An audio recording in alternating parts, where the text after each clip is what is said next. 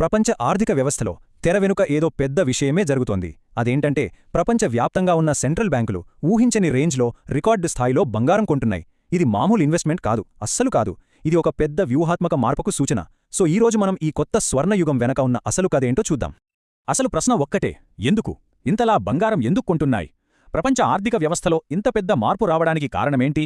ఈ బంగారు వేట వెనుకున్న అసలు ఉద్దేశాలేంటి? పదండి, ఈ విశ్లేషణలో ఈ ప్రశ్నలన్నింటికీ సమాధానాలు వెతుకుదాం.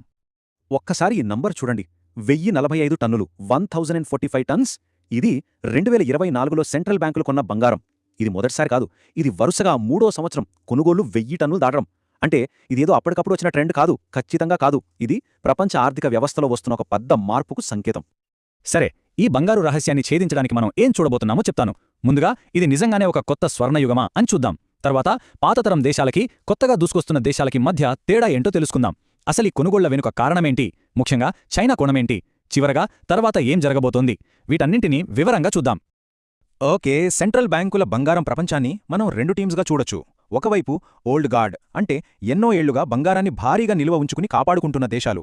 మరోవైపు న్యూ టైటన్స్, అంటే ఈ మధ్యనే మార్కెట్లోకి దూసుకునొచ్చి దూకుడుగా కొంటున్న దేశాలు. ఈ 2 టీమ్స్ మధ్య ఉన్న వ్యూహాల్లో తేడాలేంటో ఇప్పుడు చూద్దాం. ఇక్కడ చూడండి, ఇవే ఆ ఓల్డ్ గార్డ్ దేశాలు. అమెరికా దగ్గర ఏకంగా 8000 టన్నులకు పైగా బంగారముంది. జర్మనీ, ఇటలీ, ఫ్రాన్స్ అన్ని వేల టన్నుల్లోనే ఉన్నాయి. కానీ ఇక్కడ చాలా ఇంట్రెస్టింగ్ విషయమేంటంటే ఆ చివరి కాలం గ్రామ్స్ పర్ క్యాపిటా, అంటే తలసరి బంగారం. స్విట్జర్లాండ్ చూడండి, ప్రతి వ్యక్తికి 118 గ్రాముల బంగారం. అన్బిలీవబుల్ కదా? ఇది వాళ్ల ఆర్థిక వ్యవస్థలో బంగారానికి ఎంత ప్రాధాన్యత ఇస్తారో చూపిస్తుంది. ఇప్పుడు సీన్ కట్ చేస్తే ఇవి కొత్త తరం దేశాలు. వీళ్ళు మార్కెట్లో ఒక రకమైన తుఫానే సృష్టిస్తున్నారు. China, Poland, India. చూడండి వీళ్ళు ఎంతెంత కొంటున్నారో. చైనా అయితే ఒక 2023లోనే 225 టన్నులు కొనేసింది. అంటే ప్రపంచ గోల్డ్ మార్కెట్లో పవర్ బ్యాలెన్స్ ఎలా మారుతుందో మనకిక్కడే క్లియర్గా అర్థమవుతోంది. సరే, అసలు పాయింట్కొద్దాం. ఇంతకీ ఈ దేశాలు ఇంతలా బంగారం ఎందుకు కొంటున్నాయి?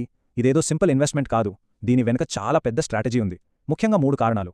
ఇన్ఫ్లేషన్ నుండి రక్షణ, అంటే హెడ్జింగ్. ఆర్థిక స్వాతంత్ర్యం, అంటే ఫైనాన్షియల్ సావరెనిటీ. ఇంకా అమెరికన్ డాలర్ మీద ఆధారపడటాన్ని తగ్గించడం. దీన్నే మనం డీడాలరైజేషన్ అంటున్నాం. అంటే ఇదొక మల్టీలేయర్డ్ స్ట్రాటజీ అన్నమాట.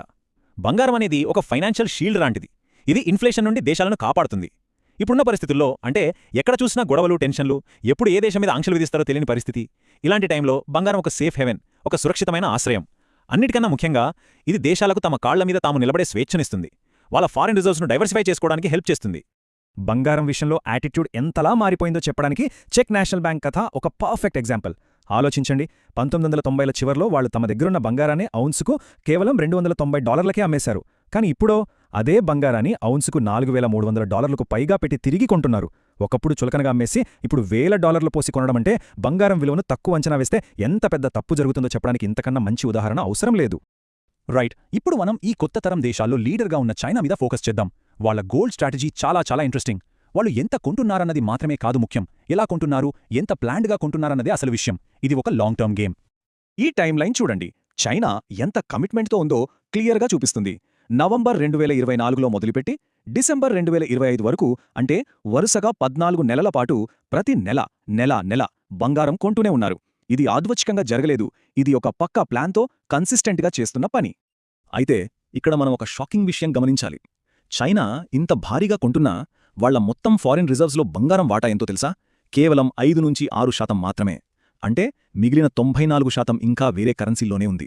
దీని అర్థమేంటో తెలుసా? ఫ్యూచర్లో వాళ్లు ఇంకా ఎక్కువ బంగారం కొనడానికి చాలా స్కోప్ ఉంది. అదే జరిగితే గ్లోబల్ గోల్డ్ మార్కెట్పై దాని ఇంపాక్ట్ ఎలా ఉంటుందో ఊహించుకోవచ్చు. సరే, ఇంత జరుగుతోంది కదా, ఫ్యూచర్లో ఏమవుతుంది? ఈ బంగారు వేట వల్ల వచ్చే పరిణామాలేంటి? ఇక్కడ మనం పీక్ గోల్డ్ అనే ఒక కాన్సెప్ట్ గురించి తెలుసుకోవాలి. ఇది ప్రపంచ ఆర్థిక వ్యవస్థను ఎలా మార్చబోతుందో చూద్దాం. సింపుల్గా చెప్పాలంటే పీక్ గోల్డ్ అంటే భూమిలోంచి మనం బంగారం తవ్వే రేటు గరిష్ట స్థాయికి చేరుకోవడం. దీని తర్వాత కొత్తగా పెద్ద బంగారు గనులను కనుగొనడం చాలా కష్టమైపోతుంది. ఖర్చు కూడా విపరీతంగా పెరిగిపోతుంది. ఒకవైపు సెంట్రల్ బ్యాంకులు బంగారం కోసం ఎగబడుతున్నాయి, మరోవైపు సప్లై మాత్రం తగ్గిపోబోతోంది. డిమాండ్ పెరుగుతుంది, సప్లై తగ్గుతోంది. ఈ సమీకరణం చాలా ఆసక్తికరంగా మారబోతుంది. అయితే ఇక్కడ ఒక చిన్న క్లారిఫికేషన్. ప్రొడక్షన్ ఒకసారిగా ఆగిపోదు. అది తగ్గిపోకుండా ఒక స్థాయికి వచ్చి అక్కడే స్థిరంగా ఉండిపోతుంది. దీన్నే మనం ప్లాటూ స్టేజ్ అంటాం. ఇది చాలా ఇంట్రెస్టింగ్ సిచ్యువేషన్ క్రియేట్ చేస్తుంది. డిమాండ్ ఏమో పెరుగుతూనే ఉంటుంది, సప్లై ఏమో స్థిరంగా ఉండిపోతుంది. ఇది సహజంగానే బంగారం ధరకు మరింత సపోర్ట్ ఇస్తుంది. చూడండి, వరల్డ్ గోల్డ్ కౌన్సిల్కి చెందిన లూయిస్ స్ట్రీట్ ఏమంటున్నారంటే 2025లో కూడా సెంట్రల్ బ్యాంకులు డ్రైవింగ్ సీట్లో ఉంటాయి. వాళ్లతో పాటు గోల్డ్ ఈటీఎఫ్ ఇన్వెస్టర్లు కూడా వచ్చి చేరతారు అని అంచనా వేస్తున్నారు. దీన్ని బట్టి మనకేమర్థమవుతోంది? సెంట్రల్ బ్యాంకుల నుండి ఈ బలమైన డిమాండ్ కంటిన్యూ అవ్వబోతోంది. ఇది ఏదో తాత్కాలిక ట్రెండ్ కాదు, ఫినాన్షియల్ వరల్డ్లో వస్తున్న ఒక ఫండమెంటల్ షిఫ్ట్. సో ఫైనల్గా ఈ ఒక్క ప్రశ్నతో ముగిద్దాం.